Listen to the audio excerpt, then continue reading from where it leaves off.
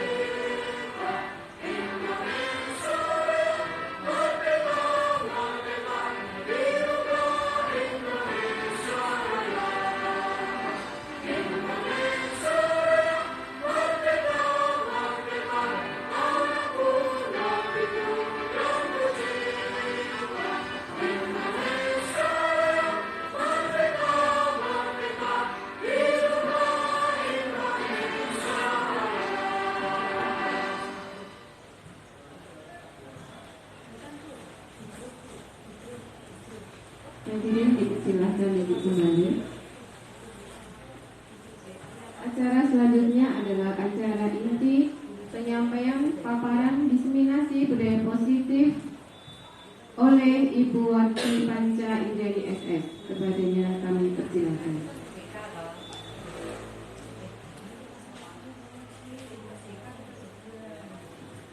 Assalamualaikum warahmatullahi wabarakatuh. Saya ucapkan terima kasih untuk rekan-rekan yang sudah menjadi acara saya kali ini, yaitu diseminasi budaya positif. Alhamdulillah, alhamdulillahirrahmanirrahim, wassalatu wassalamu ala alihi wa sahbihi sayyidina wa maulana Muhammadin wa ala alihi wa sahbihi ajma'in. Amma ba'du. Kepada yang terhormat, rekan-rekan saya hari ini sudah meluangkan waktunya untuk saya. Acara kali ini yaitu diseminasi budaya positif yang bertujuan kegiatan kita hari ini yaitu CGP dapat menyampaikan pembelajaran dari penerbitan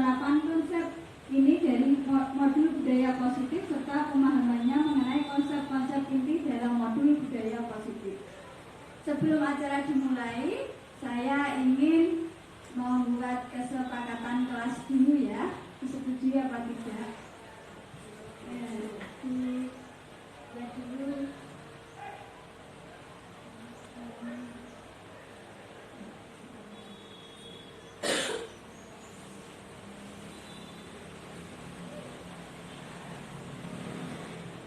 Kesepakatan kita hari ini, seluruh peserta memiliki kesempatan untuk berpendapat, berpikiran terbuka dan saling menghormati.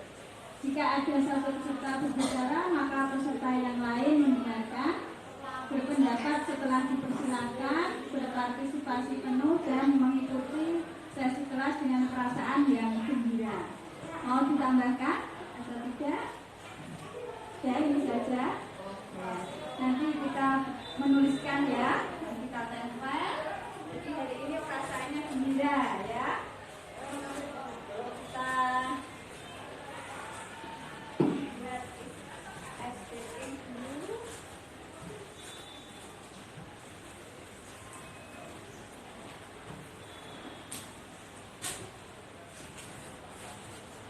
Bagaimana kabarnya hari ini? Gembira semua? Alhamdulillah. Ya, kita mulai dengan penyegaran dulu ya. Tentu Bapak Ibu masih ingat permainan kita waktu kecil ya. Silakan semuanya berdiri di samping kursinya masing-masing. Ya, kita bergembira dulu ya. Masih ingat permainan? Ya, senang apa? Kepala, pundak, lutut, kaki. Masih ingat ya? Nanti kalau saya bilang kepala, semuanya pegang kepala. Ya, ya sambil bergerak tangannya ya. Oke. 1, 2, 3. Kepala, pundak, lutut, kaki, lutut, kaki. Kepala, pundak, lutut, kaki, lutut, kaki. Pundak. Konsentrasi semua. Saya coba lagi ya. Kepala, pundak, lutut, kaki, lutut, kaki. Kepala, pundak, lutut, kaki, lutut. Sudah ya? Oke, silahkan kembali ke tempat tidur. Sudah fokus ya? Tepuk tangan untuk kita sendiri. Ya, silakan kita yang jadi seutuhnya.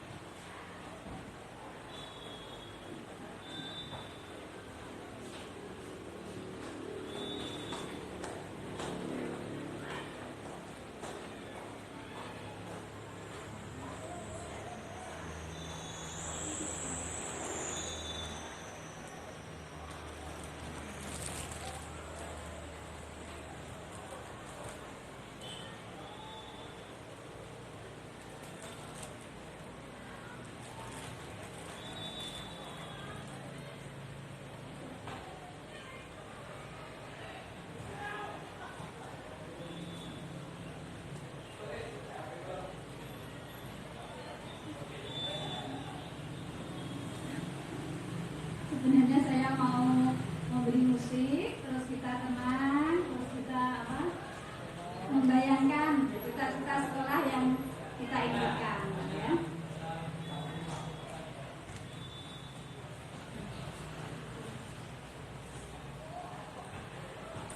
Kita gini aja, langsung ke materi aja ya. Coba Bapak Ibu, coba Ibu-ibu mengepalkan tangannya. Anggap kita memegang sesuatu yang sangat berharga. Ya. Nah, sekarang baca-baca dengan temannya, silakan temannya itu merayu. Apakah akan mau membukanya dengan rayuan apapun? Ya, silakan. Ayo, dirayu mau buka apa enggak? Nah, atau mau mesti semuanya akan bertahan untuk menggenggamnya ya. Nah, nggak ada yang mau buka toh? Nah, kalau buka rayuan apapun nggak mau buka ya. Nah, di situ kita bisa menyimpulkan apa? Kita berpegang kuat. Kita tidak mudah dipengaruhi. Segala macam rayuan. Iya. Dan ingin apapun. Oh ya. Oh iya. Ini bagaimana akan mempertahankan atau melepaskan? Tidak bisa bersuap. Mempertahankan. Tidak menerima suap. Iya. Ya, memang kesimpulannya apa? Kontrol ya diri kita terhadap sesuatu itu ada pada diri kita ya. Itu namanya nanti masuk dalam teori kontrol ya. Jadi sesuatu itu tergantung diri kita. Ya, walaupun kita mau membukanya, itu kan karena kemauan kita, bukan karena rayuan orang lain. Begitupun nanti dalam budaya positif ini akan diterangkan tentang bagaimana kita itu menangani siswa tidak dengan paksaan, tapi menyadarkan siswa itu dengan sebuah keyakinan. Ya, itu yang akan kita dapat hari ini ya. Ini tentang budaya positif. Seperti judulnya tadi ya. Apa itu budaya positif? Budaya positif merupakan perwujudan dari nilai-nilai atau keyakinan universal yang diterapkan di sekolah. Budaya positif yang diterapkan di sekolah adalah salah satu perwujudan dari visi guru yang mengandung nilai-nilai kebajikan sesuai dengan tujuan pendidikan nasional yang dijabarkan dalam profil pelajar Pancasila. Nah, ini ada kata visi ya. Masih ingat visi sekolah kita? Kalau kita gerakan ya. Oke, sekarang berdiri. Ya. SMA Negeri 1 Tabajo. Taman, cerdas, disiplin, peduli lingkungan. Terima kasih disampaikan. Nah, dari visi itu terlihat jelas merupakan sebuah nilai-nilai kebajikan. Untuk buku sempat, hari ini masih main lagi. Anak tadi Ini dia gambarnya siapa? Oke, Hajar. Nanti kalau Bapak Ibu guru, kalau mengikuti PPP biasanya kita menyebutnya dengan KHD ya. Beliau adalah filosof pendidikan nasional kita yang terkenal dengan semboyannya apa? Bapak Alhamdulillah. Pertandingan antara Kudus melawan Kudus 3. Madio Mangun Karso, Kudus 2 melawan Turis Kudus 3. Beda, yakni Engarso Sengtulodo.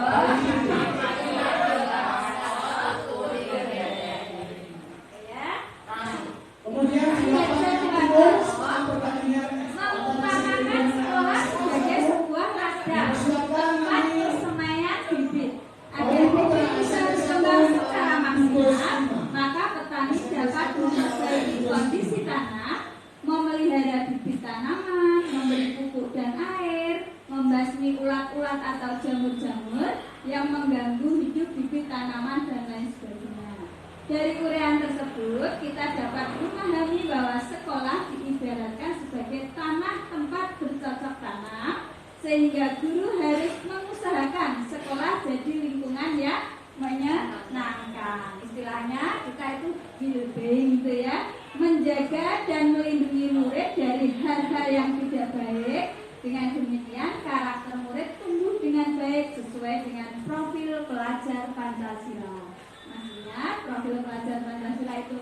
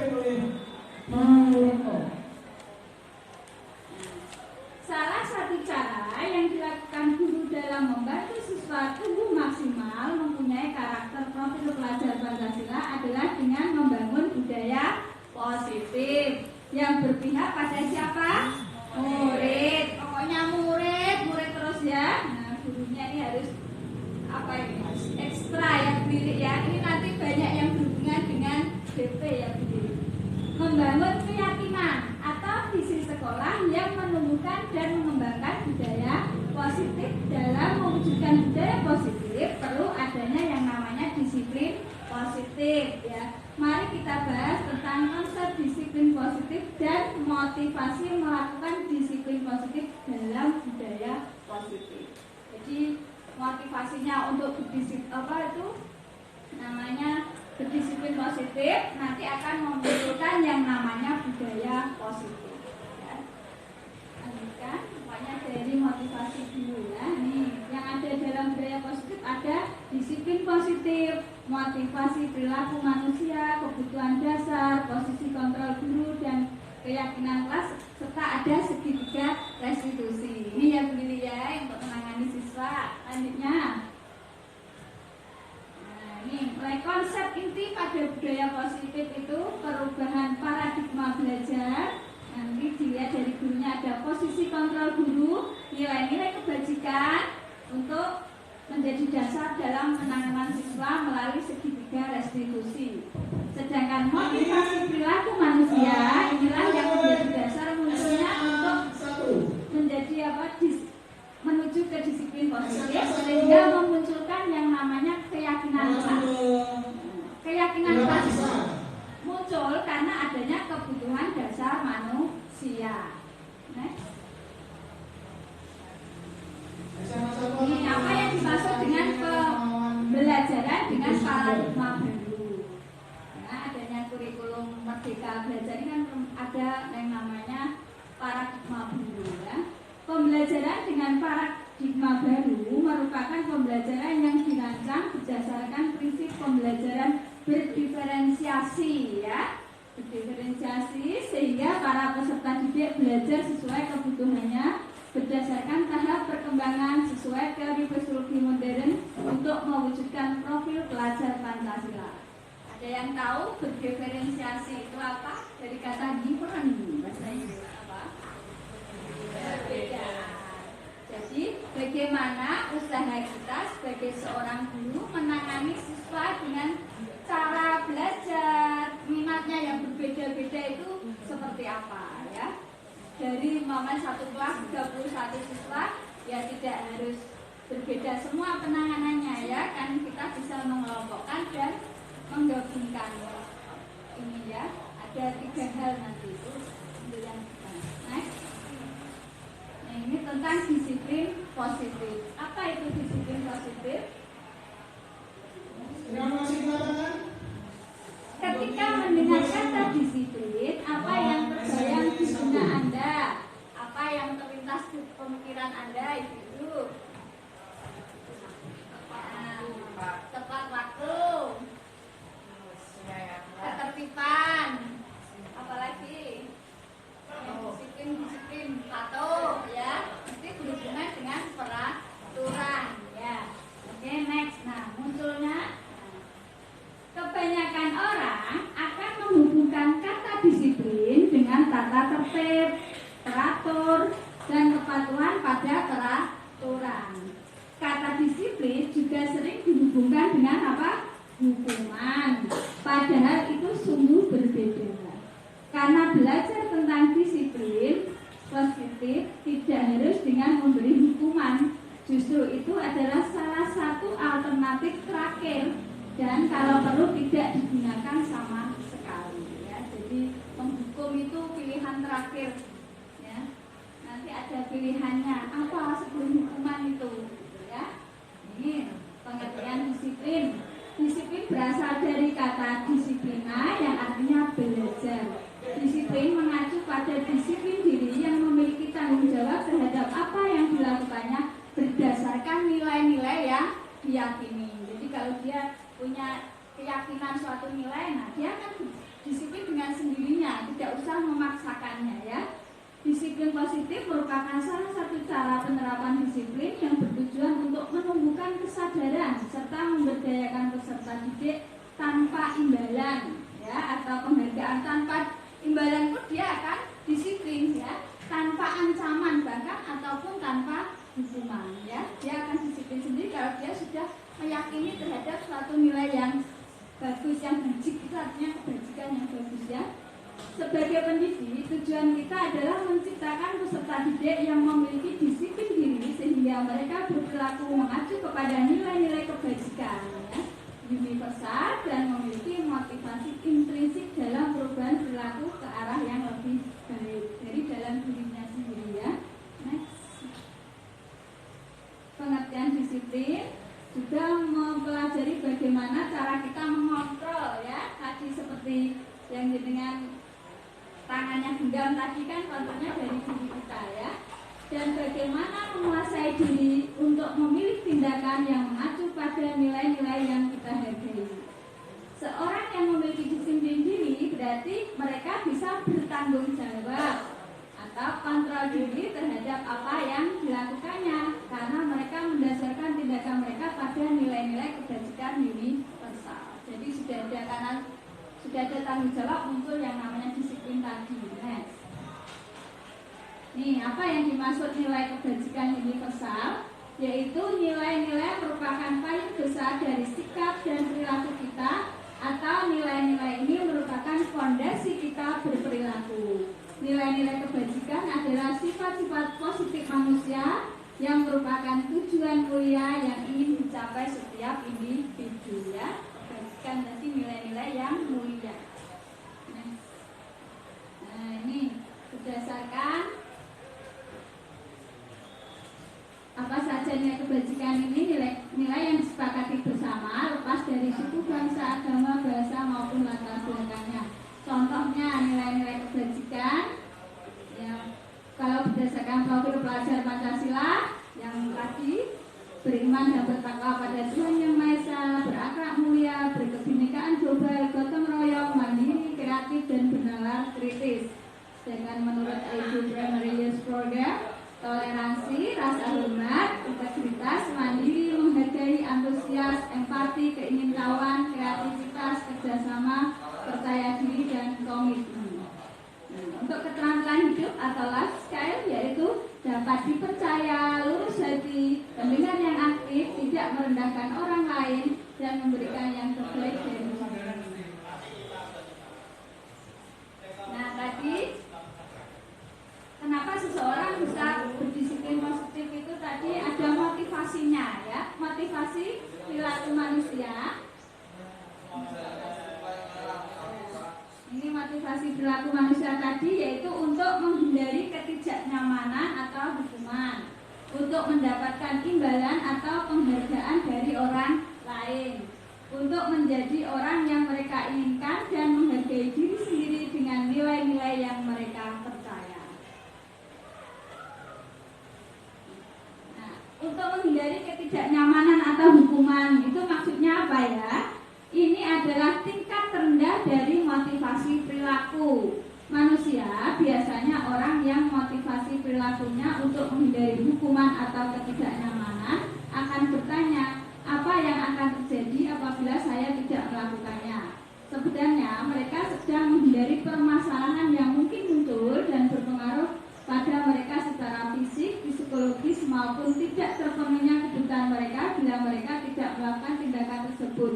Motivasi ini bersifat eksternal ya. Jadi dia nggak menjalankan karena ingin menghindari ya, ini terendah ya.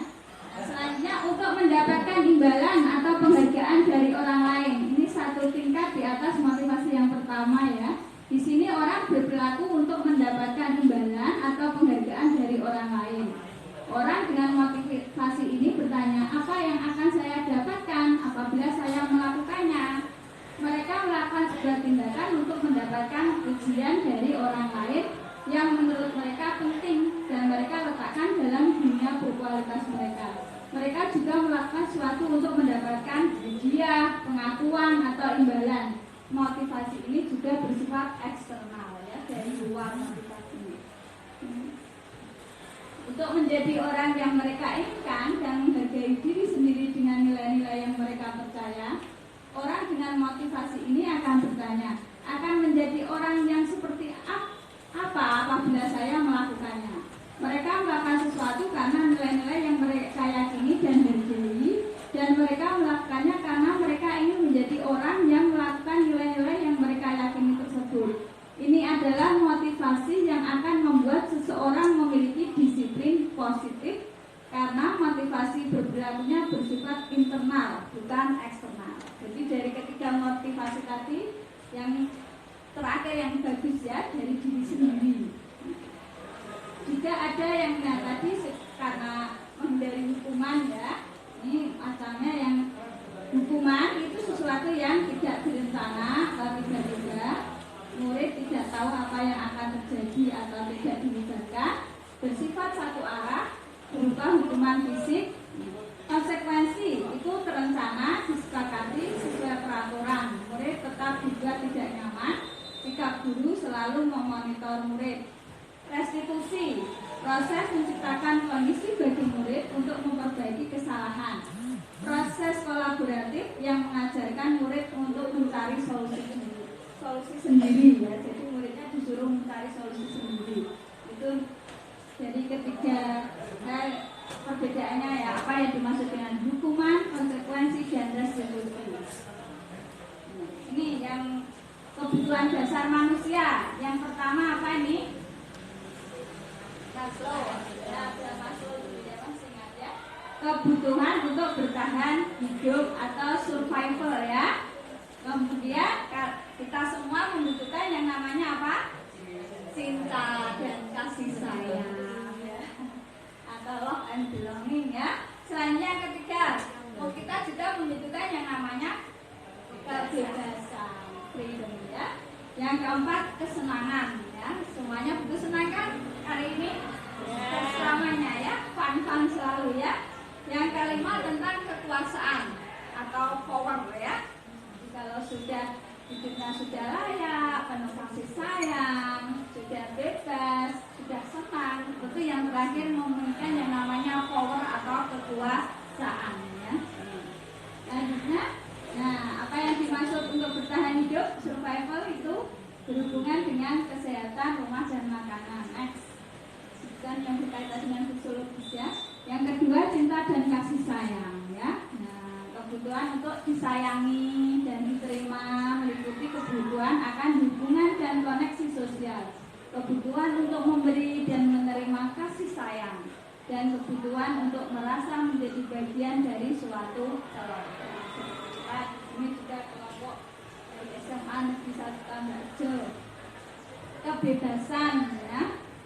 Apa yaitu kebebasan? Kebutuhan untuk bebas, untuk adalah kebutuhan akan kemandirian, otonomi, memiliki pilihan dan mampu mengendalikan arah hidup seseorang ya.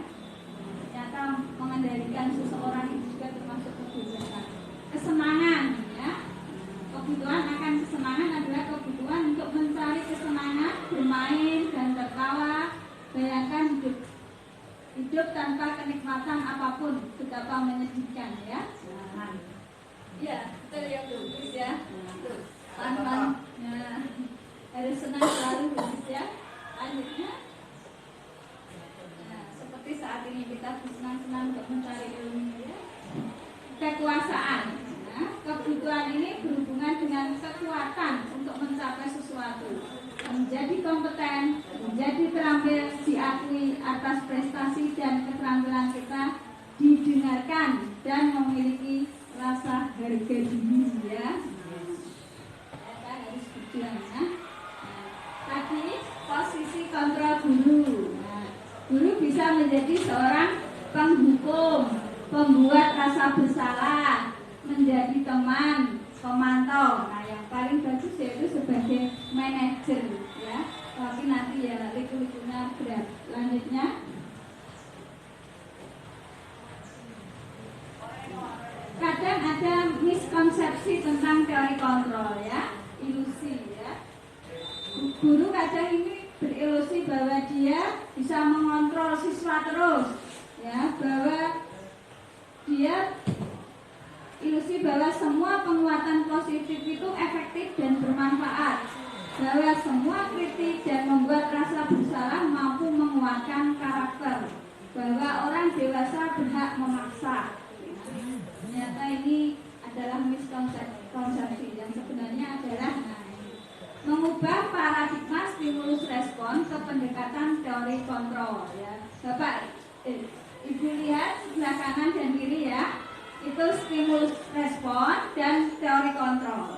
Kalau stimulus respon realitas atau kebutuhannya kita berdasarkan teori kontrol bagaimana?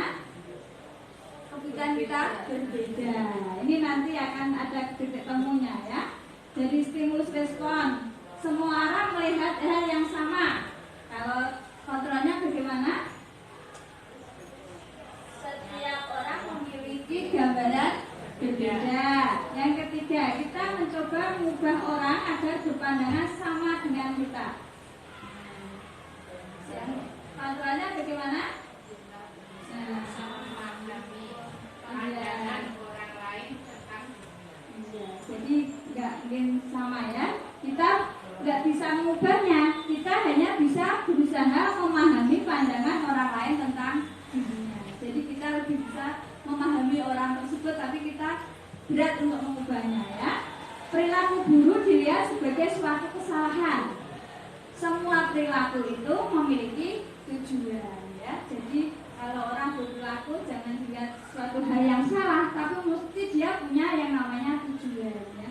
Orang lain bisa mengontrol saya. Nah, seperti tadi yang tangan yang dengan genggam tadi ya, hanya Anda yang bisa mengontrol diri Anda ya. Jadi tidak bisa orang lain itu mengubah. Orang lain hanya bisa memahami Anda ya. Jadi Andalah yang bisa mengontrol semua perilaku Anda ya. Saya bisa mengontrol orang lain. Ternyata Anda tidak bisa mengontrol orang lain ya. Nah, pemaksaan ada pada saat rujukan gagal. Nah, berdasarkan teori kontrol bagaimana? Kolaborasi dan konsensuslah yang menciptakan pilihan-pilihan baru. Jadi kita itu tidak bisa memaksa. Kita hanya bisa mengadakan yang namanya kolaborasi, kerjasama ya. Terus tercipta konsensus sebuah keputusan pilihan bersama ya. Nah, model berpikir menang atau kalah itu kalau berdasarkan stimulus respon, tetapi kalau berdasarkan teori kontrol itu model berpikirnya menang-menang, win-win solution ya, biasanya kita menyebutnya ya. Sebagai seorang penghukum, hasilnya apa? Kalau Anda bersifat sebagai seorang penghukum, kemungkinan murid marah dan mendendam atau bersifat agresif ya. Malah kadang kalau kita menghukum siswanya seperti itu ya. Bisa jadi sesudah kembali duduk, murid tersebut akan mencoret-coret bukunya atau meja tulisnya. Lebih buruk lagi, sepulang sekolah, murid melihat motor atau mobil bapak ibu guru dan akan memberes kendaraan tersebut dengan paku ya. Nah, bagaimana bunyi? Ya, biasanya seperti itu kalau kita kasih hukuman ya. Kita sebagai pembuat merasa bersalah, hasilnya bagaimana? Murid akan merasa bersalah. Bersalah telah mengecewakan ibu atau bapak gurunya. Murid akan merasa menjadi orang yang gagal dan tidak sanggup membahagiakan orang lain. Ya, jadi muridnya merasa gagal. Kadangkala sikap seperti ini lebih berbahaya dan sikap penghukum karena emosi akan tertanam rapat di dalam murid menahan perasaan. Tidak seperti murid dalam dengan guru penghukum, di mana murid bisa menumpahkan amarahnya walaupun dengan cara negatif. Murid tertekan seperti inilah yang tiba-tiba bisa meletus amarahnya dan bisa menyakiti diri sendiri atau orang lain. Jadi bedanya kalau kita bersikap sebagai penghukum, kalau kita bersikap sebagai membuat murid merasa bersalah itu malah dia punya yang namanya apa? Dendam tadi ya, kan dipendam dia ya, karena dia merasa gagal. Itu ya kurang bagus juga ya. Lanjutnya, sebagai teman, murid akan merasa senang dan akrab dengan guru. Ini termasuk dampak yang positif. Hanya saja di sisi negatifnya murid menjadi tergantung pada guru tersebut. Kalau kita terlalu bersikap sebagai teman kepada murid ya, bila ada masalah dia merasa bisa mengandalkan guru tersebut untuk membantunya. Akibat lain dari posisi teman ini, Anda hanya akan berbuat sesuatu bila yang menyuruh adalah guru tersebut dan belum tentu berlaku yang sama dengan guru atau orang lain ya. Ini siswanya ya. Nah, sebagai pemantau, murid memahami konsekuensi yang harus dijalankan karena telah melanggar salah satu peraturan sekolah. Guru tidak menunjukkan suatu emosi yang berlebihan, menjadi marah atau membuat merasa berbuat salah. Murid membuat tidak nyaman, yaitu dengan harus tinggal kelas pada waktu jam istirahat dan mengerjakan tugas. Guru tetap harus membantu murid pada saat mengerjakan tugas di jam istirahat, karena murid tidak bisa ditinggal seorang diri. Ini kalau muridnya mamanya mengerjakan tugas, tidak mengerjakan tugas pas istirahat, kita harus jadi pemantau ya. Nah, ini yang paling bagus pilihannya ya, sebagai seorang manajer. Pada posisi manajer, maka suara guru sebaiknya tulus, tidak perlu marah, tidak perlu meninggikan suara, apalagi menunjuk-nunjuk jari ke murid, berkaca pinggang atau bersikap seolah-olah menyesal, tampak sedih sekali akan perbuatan murid, ataupun bersenda gurau menempatkan diri sebagai teman murid. Pada posisi manajer ini, guru akan mengembalikan tanggung jawab pada murid untuk mencari jalan keluar permasalahannya, tentu dengan bimbingan guru ya. Ini yang kita pilih dalam menangani siswa ya. Umpamanya contoh penerapan, siswa tidak memakai atribut lengkap saat upacara bendera. Ini siswanya disuruh apa? Hormat pada bendera selama 1 jam. Kita bertindak sebagai seorang penghukum. Berapa kali ibu bapak harus memberitahu kamu? Selalu saja mengecewakan ibu bapak guru ya. Nah, kita berbuat sebagai pembuat merasa bersalah ya. Ayo dong ikuti aturan sekolah, bantu ibu bapak ya. Kali ini ya sudah, tidak apa-apa, lain kali jangan sampai berbuat seperti ini lagi ya. Ini bersikap sebagai teman. Kamu sudah melanggar peraturan sekolah, kamu tahu konsekuensinya. Setelah upacara kamu beli atributnya ke koperasi dan jangan diulang lagi, sebagai pemantau. Nanti dia tidak menjalankan lagi yang menggugah pemikiran dia ya. Apakah kamu tahu kesalahanmu? Kira-kira bagaimana kamu memperbaiki kesalahanmu? Jadi mama siswa tadi kan standar ya, tidak pakai atribut. Kita menanyakan kepada siswanya, dia tahu kesalahannya tidak. Ini memakai yang namanya nanti segitiga restitusi dalam penanganan siswa. Ini next sama tadi. Ini posisi motivasi eksternal dan internal tadi ya. Terus ada identitas gagal, identitas berhasil atau sukses.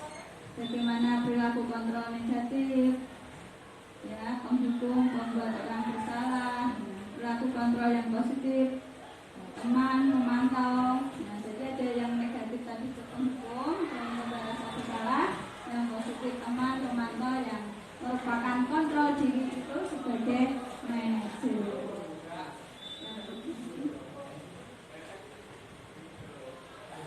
Ini keyakinan kelas yang akan kita buat ya. Mengapa keyakinan kelas? Ya, mengapa tidak peraturan kelas saja? Ya, kan biasanya kita punya tata tertib peraturan kelas ya, tapi kita buat yang namanya keyakinan kelas ya. Mengapa kita memiliki peraturan tentang penggunaan helm pada saat mengendarai kendaraan roda 2 atau motor ya? Mengapa? Ibu, siswa kita kan sekarang disuruh memakai helm. Kuliah, kenapa alasannya? Keyakinannya kuliah, kok kita disuruh pakai helm? Untuk keselamatan siswa.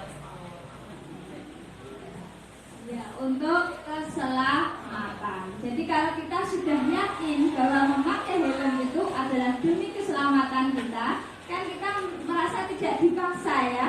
Kita sudah yakin itu untuk kebaikan kita ya, kita sudah melaksanakan nilai-nilai kebajikan universal tadi ya. Mengapa kita memiliki peraturan tentang penggunaan masker dan mencuci tangan setiap saat? Ini pas pandemi ya, setelah pandemi tetap kita laksanakan karena kita yakin itu untuk keselamatan kita, kesehatan kita ya. Ini mengapa ya, bukan aturan tapi merupakan sebuah keyakinan, karena alasannya ini ya, seseorang akan lebih tergerak dan bersemangat untuk menjalankan hanya sekedar mengikuti serangkaian peraturan tertulis tanpa makna. Murid-murid pun demikian, mereka perlu mendengarkan dan memahami arti sesungguhnya tentang peraturan-peraturan yang diberikan. Apa nilai-nilai kebajikan di balik peraturan tersebut? Apa tujuan utamanya, dan menjadi tidak tertarik atau takut sehingga hanya sekedar mengikuti serangkaian peraturan-peraturan yang mengatur mereka tanpa memahami tujuan mulianya, ya. Jadi di sekolah itu kalau siswa ada peraturan itu kan dia merasa takut aja mengikuti, tapi kurang meyakini. Berbeda kalau mereka meyakininya. Oh, tujuannya saya ada aturan ini seperti ini, itu dia akan lebih menjalankan, ya. Karena kalau anak-anak sekarang ya Bapak Ibu ya, Pak, larangan adalah perintah katanya. Ya. Nah, supaya mereka tidak melakukan hal itu, kita harus meyakinkan murid kita, ya. Nah, bagaimana cara pembentukan keyakinan kelas atau sekolah? Jadi Bapak jadi ibunya hari kelas ya. Oh, nanti membuat keyakinan kelas ya, bisa ditambah di kelas supaya kelasnya menjadi berdisiplin positif sehingga memunculkan yang namanya budaya positif. Dan dari diri sendiri sudah positif, muncul sikap disiplin keyakinan positif, disiplin positif di kelas, nanti memunculkan yang namanya budaya positif di sekolah, ya. Keyakinan kelas bersifat lebih abstrak daripada peraturan yang lebih rinci dan konkret. Ini alasan yang pertama, ya. Pernyataan keyakinan kelas senantiasa dibuat dalam bentuk yang positif. Kata-katanya itu lebih positif gitu, ya. Nah, keyakinan kelas sebaiknya sesuatu yang dapat diterapkan di lingkungan tersebut. Buat keyakinan kelasnya ya sedikit aja, mudah diingat, ya. Dilaksanakan senang, gembira. Keyakinan kelas berupa pernyataan-pernyataan universal, ya. Universal itu secara umum, ya. Keyakinan kelas hendaknya tidak terlalu banyak sehingga mudah diingat dan dipahami oleh semua warga sekolah. Nah, semua warga kelas hendaknya ikut berkontribusi dalam pembuatan keyakinan kelas lewat kegiatan curah pendapat. Jadi siswanya dimintai pendapat, bersedia meninjau kembali keyakinan kelas dari waktu ke waktu. Ini nanti saya juga meminta ibu-ibu. Nah, ini ya, Bu Lili sering mempraktekkan ya Bu Lili, apa itu segitiga restitusi dalam menangani siswa. Ya.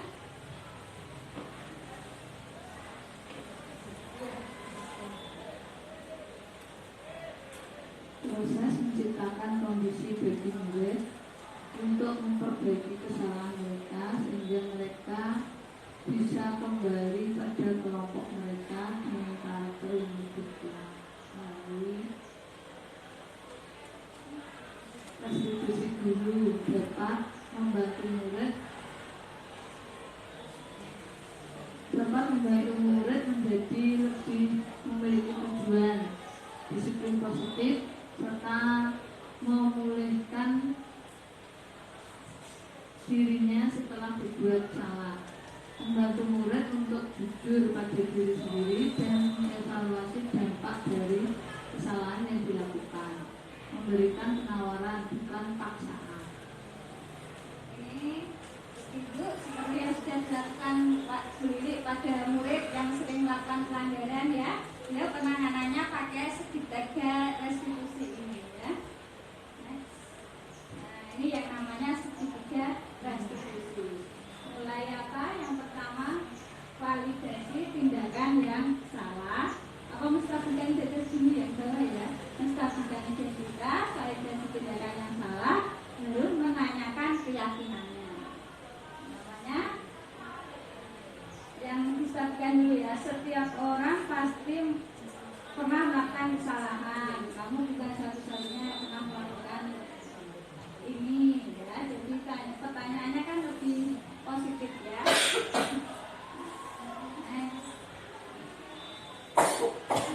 Ini menstabilkan identitas, ya. Bagian dasar dari segitiga. restitusi tadi bertujuan untuk mengubah identitas anak dari orang yang gagal karena melakukan kesalahan menjadi orang yang sukses. Nah, ini kalimat kita yang biasa kita pakai seperti ini ya. Berbuat salah itu tidak apa-apa. Mamanya Bubis muridnya sering apa? Terlambat mamanya. Distabilkan dulu ya. Nah, tidak kamu tahu kesalahanmu ya ini. Tidak ada manusia yang sempurna. Saya juga pernah melakukan kesalahan seperti itu. Bapak Ibu tidak tertarik mencari siapa yang salah, tapi Bapak Ibu ingin mencari solusi dari permasalahan ini. Kamu benar merasa begitu. Nah, ini muridnya digombong dulu ya Bu ya. Lanjutnya validasi tindakan yang salah. Setiap tindakan kita dilakukan dengan satu tujuan, yaitu memenuhi kebutuhan dasar. Kalau kebutuhan dasar, apa yang mendasari sebuah tindakan kita akan kita bisa menemukan cara-cara paling efektif untuk memenuhi kebutuhan tersebut. Contohnya ya. Padahal kamu bisa melakukan yang lebih buruk dari ini ya. Kamu pasti punya alasan mengapa melakukan hal itu. Kamu patut bangga karena telah melindungi sesuatu yang penting buatmu. Kamu melakukannya karena mempertahankan sesuatu yang penting bagimu. Menanyakan keyakinan. Teori kontrol menyatakan bahwa kita pada dasarnya termotivasi secara internal. Ketika identitas sukses telah tercapai, itu langkah pertama.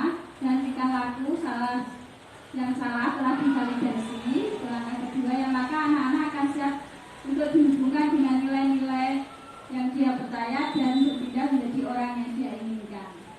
Apa yang kita percaya sebagai kelas atau keluarga, apa nilai-nilai umum yang kita telah sepakati, apa bayangan kita tentang kelas ideal, kamu mau jadi orang yang seperti apa.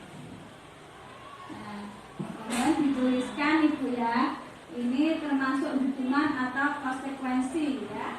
Ibu tulis 1, 2, 3, 4, 5, 6, 7 ya.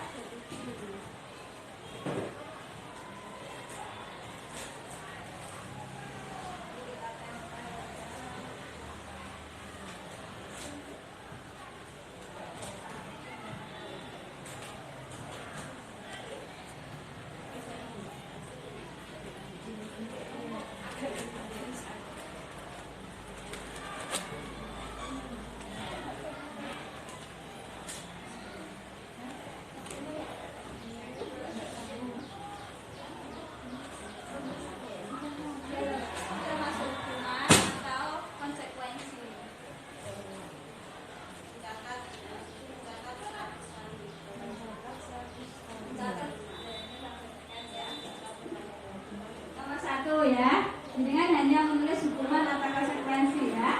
Nanti jawabannya ada di lembar selanjutnya. Mencatat 100 kali di dalam buku kalimat. Saya tidak akan terlambat lagi karena terlambat ke sekolah. Ini termasuk hukuman atau konsekuensi. Nomor 1. Ya, hukuman apa konsekuensi. Sama yang kedua ya. Kalau kesukaan hajat KSS nggak apa-apa.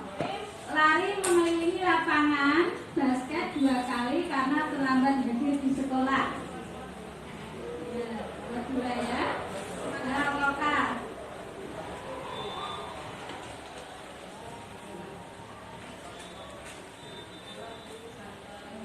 Yang ketiga, murid diminta untuk push up 15 kali karena tidak menggunakan masker ke sekolah. Yang keempat, menggantikan kertas tugas teman yang telah dicoret-coret. Yang kelima, membersihkan tumpahan air di meja tulis karena tersenggol pada saat belajar. Selanjutnya, murid disuruh untuk tidak mengenakan sepatu seharian di sekolah karena tidak mengenakan sepatu hitam.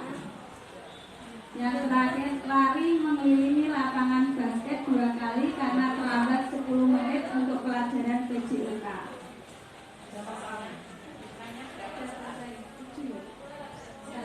1, 2, 3, 4, 5, 6, 7. Ada 7 ya. Nomor 5, 1, 2, 3, 4, 5. Membersihkan tumpahan air di meja tulis karena tersenggol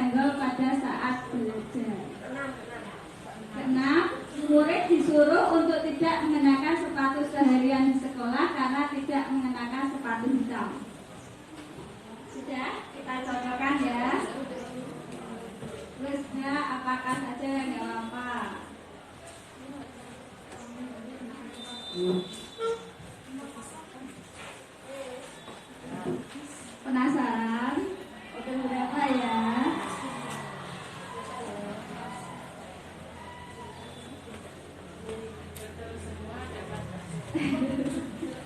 Kalau misalnya dulu, wes gitu, bocoran Bu Aini dulu. Lari mengelilingi lapangan basket 2 kali karena terlambat 10 menit untuk pelajaran PJK. Ya, ini dicatat di sini.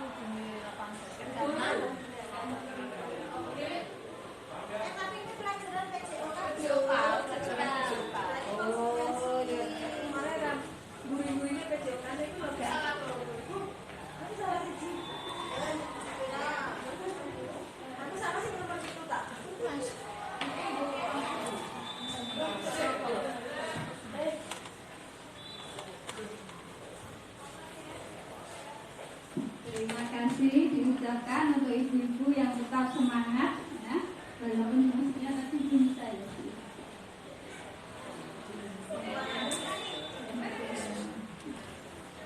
Nah, ini nanti ya tindakan kita kepada siswa itu akan menjadikan siswa kita itu mempunyai identitas gagal apa identitas sukses ya. Kalau kita tepat menanganinya ya dia akan menjadi siswa yang memiliki identitas sukses ya. Tapi kalau kita salah menangani nanti identitasnya jadi gagal ya.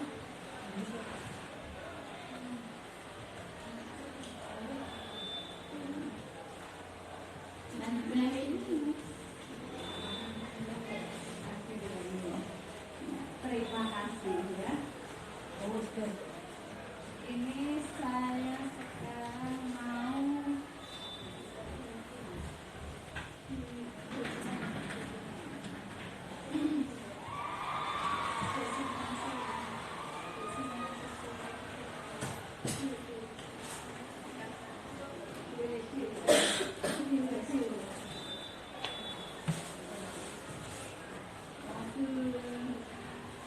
koneksi atau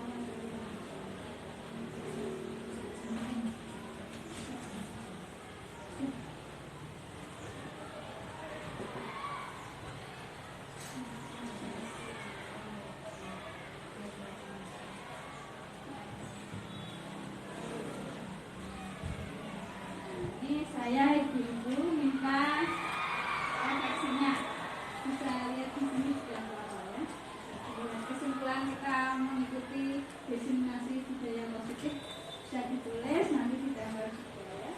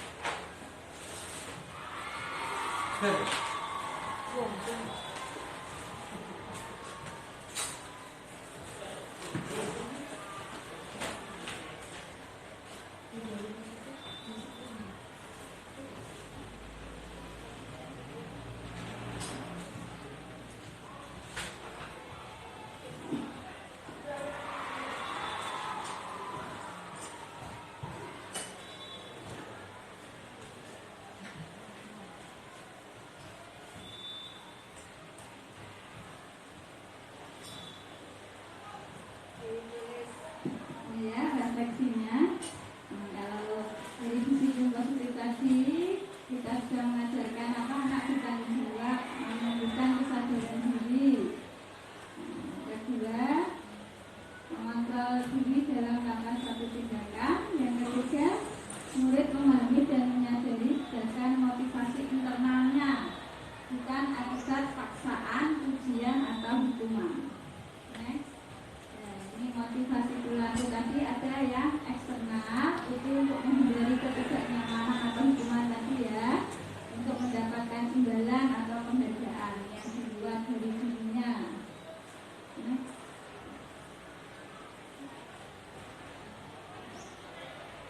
Yang dari dalam motivasinya untuk menjadi orang yang mereka inginkan dan menghargai diri sendiri dengan nilai-nilai yang mereka percaya.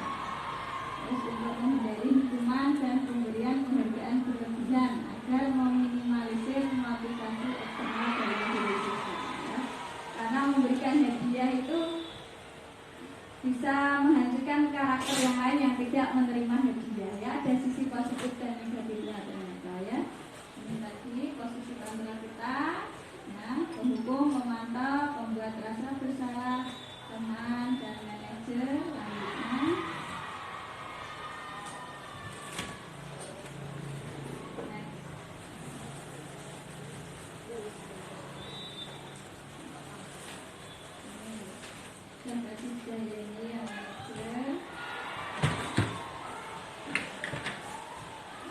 Keyakinan keyakinan ya, dituliskanlah keyakinan ibu ya, refleksinya bagaimana materi ini dan keyakinan yang ingin ditumbuhkan untuk siswa-siswanya. Ya, disiplin positif, menghormati, menghargai ya, untuk impian kita semua ya, sekolah yang berbudaya positif, siswa-siswanya yang patuh, tertib ya.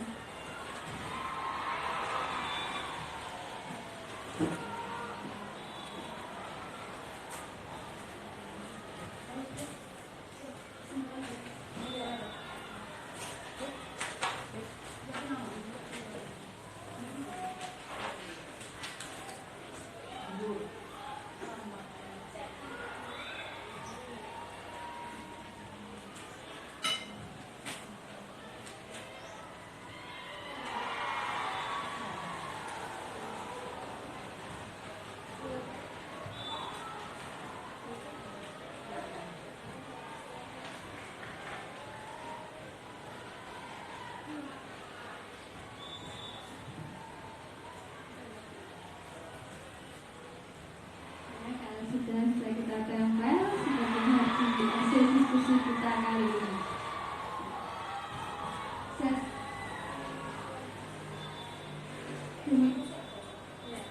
Demikian materi yang bisa saya sampaikan. Selanjutnya saya kembali ke pembawa acara kita.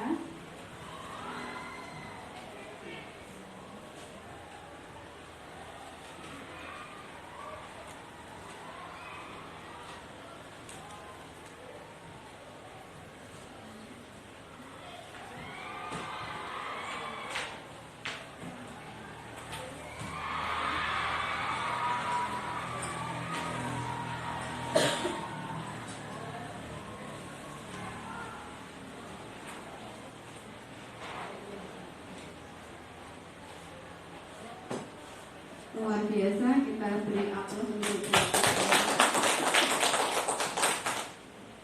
untuk selanjutnya kita minta tanggapan satu atau dua orang dari ibu-ibu semua tentang materi pada hari ini.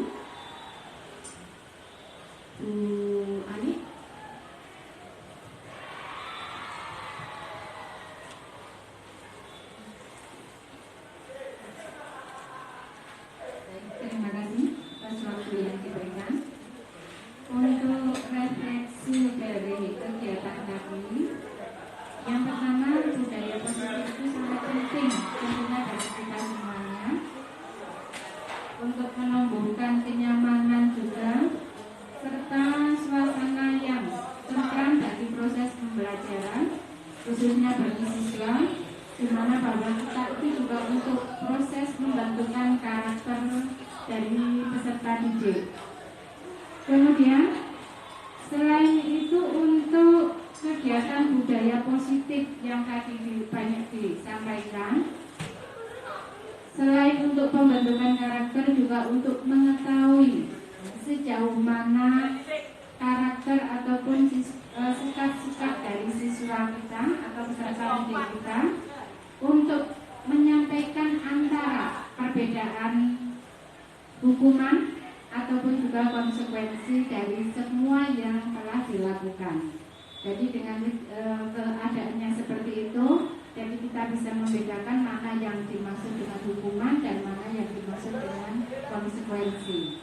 Jadi anak bisa paham atau bisa memahami bahwa ketika mereka melakukan segala sesuatu, apakah termasuk yang mereka lakukan itu termasuk hukuman atau nanti akan mendapatkan konsekuensi dari apa yang mereka lakukan.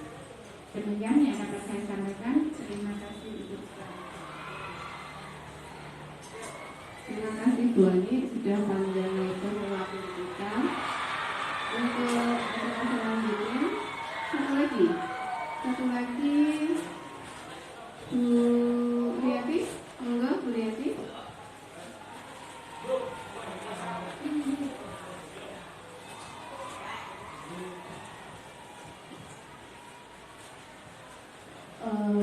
Ya, terima kasih sudah diberi kesempatan. Bahwa menurut saya itu dari kesimpulan diseminasi budaya positif bagi saya, yaitu adalah bahwa hukuman itu bertujuan untuk menciptakan konsekuensi yang tidak diinginkan. Sehingga cara untuk menjaga ketertiban sosial dan memastikan kepatuhan terhadap hukum. Namun penting juga untuk mempertimbangkan aspek-aspek keadilan, perlindungan dan hak asasi manusia serta perbaikan perilaku dalam penerapan hukuman terhadap siswa. Jadi sehingga ketika anak sudah diberitahu agar tidak melanggar peraturan, otomatis anak itu terbentuk suatu perilaku perubahan dalam diri sendiri, sehingga anak tersebut paham atau tidak. Terkadang anak-anak itu sudah diberitahu tetapi masih saja melakukan pelanggaran, sehingga mau tidak mau Bapak Ibu guru pasti memberikan surat hukuman. Karena apa? Konsekuensi harus diterima siswa tersebut karena masih melakukan pelanggaran atau aturan di sekolahan. Seperti itu menurut saya. Untuk pertandingan putra selanjutnya yaitu Terima dari kasih tim buat Bu Bukit Riyati atas 6 refleksinya. akan menjajal dari Untuk mana rangkaian acara di acara sudah kita lalui bersama. Semoga Satu. apa yang sudah dipaparkan oleh Bu Hati ini bisa kita terapkan untuk menciptakan budaya positif di SMA Negeri 1 Banda Ijo. Saya akhiri hari ini, mari kita tutup dengan bacaan hamdalah bersama-sama.